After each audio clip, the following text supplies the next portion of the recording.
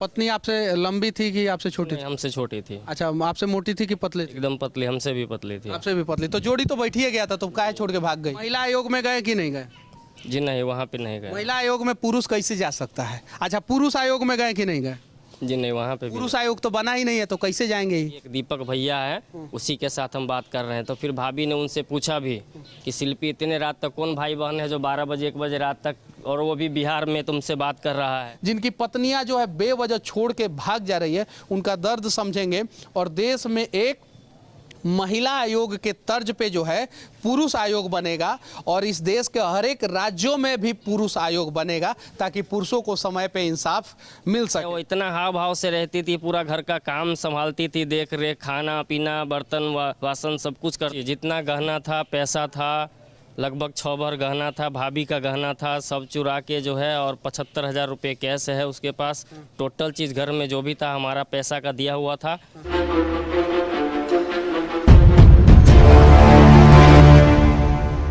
18,000 रुपया मासिक तनख्वाह पे एक व्यक्ति दरभंगा के सूरत में लैब टेक्नीशियन का काम करते थे। उसके बाद से इनकी शादी हुई दरभंगा में, और शादी के बाद जो है इनकी पत्नी जो है इनके साथ सिर्फ और सिर्फ 20 से 22 दिन रही, और ये फिर सूरत में चले गए लैब में अपना रिसर्च करने। तब तक 14 दिन बाद जो है इनकी पत्नी जो है इनको छोड़ के भाग गई। जरा सोचिए, 14 दिन बाद अगर पति छोड़ के पत्नी को भागा रहता तो हंगामा, बवाल और विवाद हो गया रहता। लेकिन चूंकि पत्नी छोड़ के भागी है और अबला नारी छोड़ के भागी है, तो उस पर कोई चर्चा नहीं करेगा। क्या नाम हुआ आपका? गौतम कुमार ठाकुर। कहाँ घर है? दरभंगा रतनपुर गांव से। रतनपुर गांव से। कहाँ शादी हुआ था आपका? बठौल। बठौल। अच्छा, लव मैरिज किए थे कि अरेंज मैरिज किए? Arrange marriage. अरेंज मैरिज किए थे।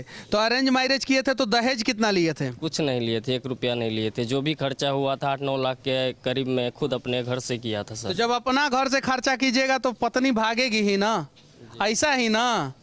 जब अपना घर से खर्चा कर देते हैं तो जरा सोचिए। अच्छा, ये बताइए, कितना दिन शादी के बाद वो आपके साथ रही?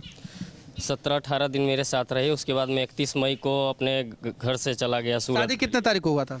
11 मई को हुआ था। 11 मई को शादी हुआ था, और 31 मई को आप चले गए सूरत चले गए? सूरत के लिए। हाँ। जी। उसके बाद 14 तारीख को मुझे पता चला तो कि आप बताइए, शादी के 20 दिन बाद जो है घर छोड़ के चले जाइएगा तो कैसे काम चलेगा? सर मैं एक्चुअली 14 अप्रैल को ही आ गया था। मेरी शादी 11 मई को हुई, और मैं 31 मई को गांव से गया। तो पत्नी को लेके सूरत क्यों नहीं गए?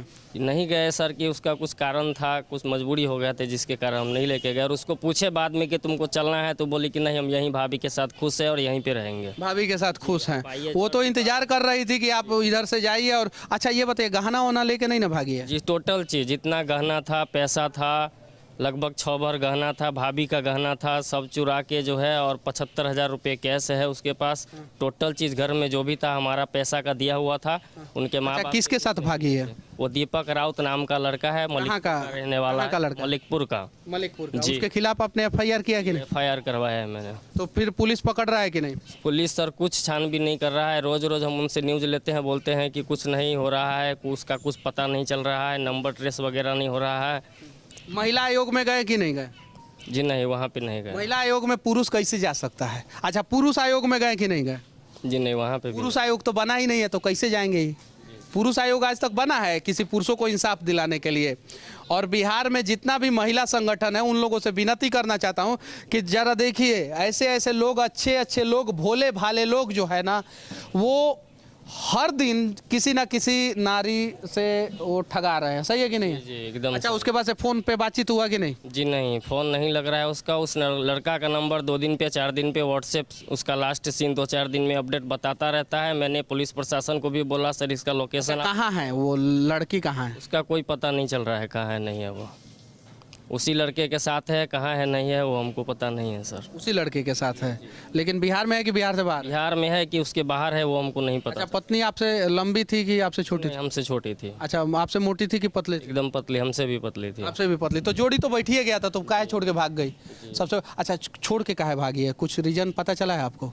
नहीं, हमको जहाँ तक पहले से प्यार वार करते थे क्या? 14 तारीख को जिस रात में वो घटना बनी है, वो आंगन में बैठ के किसी लड़के से बात कर रही थी। उस लड़का का नाम दीपक राउत है। भाभी ने पूछा कि शिल्पी नाम था उसका, शिल्पी किससे बात कर रही हो, तो भाभी को उसने बताया कि एक दीपक भैया है, उसी के साथ हम बात कर रहे हैं। तो फिर भाभी ने उनसे पूछा भी कि शिल्पी इतने रात तक कौन भाई बहन है जो 12 बजे 1 बजे रात तक, और वो भी बिहार में तुमसे बात कर रहा है। सब सो जाते हैं 9-10 बजे 12 तो बजे। ऐसा भाई बहन होंगे पति को छोड़ना बाद हो। में फिर पता चला उसी रात में घटना बनी। बाद में हम लोग कितने बजे छोड़ रात में भागी है? 1 से 2 के बीच में 1 से 2। तो उस समय भाभी जी क्या कर रही थी? भाभी जी सोई हुई थी, भाभी और वो अकेले सिंगल सोती थी अपने रूम में, और भाभी अपने रूम में सोती थी जी। हाँ। उसी और आपके बीच ये घटना माता पिता बनी है। क्या करते थे? माता मेरी गुजर चुकी है, और पिताजी मेरे दरवाजे पे सोते हैं। दरवाजे पे सोते हैं। तो वो दरवाजे से भागी कि पिछले दरवाजे? बाउंड्री है मेरे घर के चारों साइड से, वो बाउंड्री तरफ के भागी है। बाउंड्री तड़प के भाग गई।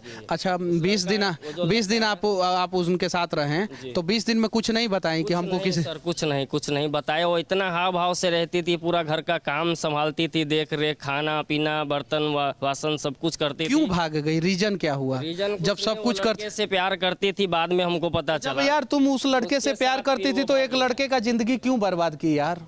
समझना चाहिए। और अगर इस लड़के से शादी हो गई तो कम से कम इस लड़के का जिंदगी तो बर्बाद नहीं करना चाहिए। बेचारे लैब टेक्नीशियन थे, गुजरात में काम करते थे, अब नौकरी भी इनका छूट जाएगा और तुम्हारे पीछे भागते रहेंगे पागल की तरह। जरा सोचिए। और ये लोग जो है, आज ये मिथुन कुमार आप भी आ जाइए, और मैं दिखा रहा हूँ, देखिए ये सहरसा के हैं। इन्होंने अपनी पत्नी पे जो है 8 से 10 लाख रुपया खर्चा किया, शादी किया, पत्नी एक महीना इनके साथ रही, 1 महीना में जो है 8-10 लाख रुपया ले ली, और उसके बाद से इनको छोड़ के जो है अब दूसरे किसी के साथ हैं कि पता नहीं कहाँ हैं। इनसे मारपीट करती हैं और छोड़ चुकी है, पिछले 7-8 महीना से छोड़ चुकी है। इनका नौकरी नहीं हुआ, पत्नी का बिहार पुलिस में हो गया, इसलिए छोड़ दी।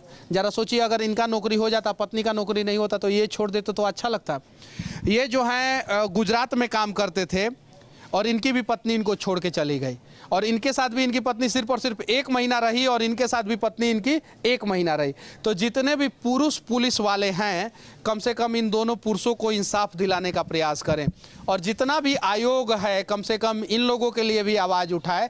और देश के यशस्वी प्रधानमंत्री नरेंद्र मोदी जी से विनती करना चाहता हूँ, अगर आप इन लोगों का दर्द समझ सकते हैं तो, क्योंकि आप पता नहीं समझेंगे कि नहीं समझेंगे, आप पत्नी के साथ कितना दिन रहे कितना दिन नहीं रहे उस पर हम कुछ कहना नहीं चाहते हैं, लेकिन हमें उम्मीद है कि आप कम से कम इन दोनों पुरुषों का, और ऐसे जितने भी लोग हैं जिनकी पत्नियां जो है बेवजह छोड़ के भाग जा रही है, उनका दर्द समझेंगे, और देश में एक महिला आयोग के तर्ज पे जो है पुरुष आयोग बनेगा, और इस देश के हर एक राज्यों में भी पुरुष आयोग बनेगा, ताकि पुरुषों को समय पे इंसाफ मिल सके। बाकी मोदी जी से आप क्या कहना चाहते हैं अपनी पत्नी के बारे में?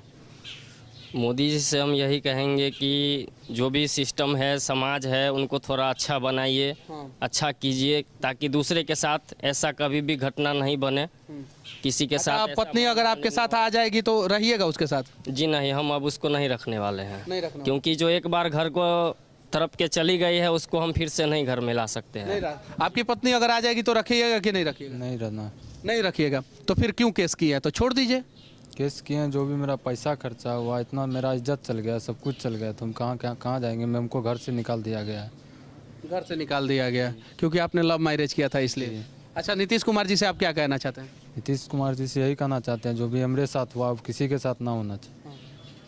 और उसके लिए नीतीश कुमार जी कुछ कीजिए। आप बिहार के डीजीपी से क्या कहना चाहते हैं? डीजीपी से यही कहना चाहते हैं, उस पर जांच बैठाया जाए, उसका फिर से एग्जाम लिया जाए, फिजिकल फिर से करवाया जाए। फिजिकल फिर से करवाया जी, तो वो ऑटोमेटिक छट जाएगी? जी छट जाएगा। अगर इस पर कानून कार्रवाई नहीं किया जाएगा तो हम अपने आप को सुसाइड कर लेंगे। अरे सुसाइड मत कीजिएगा।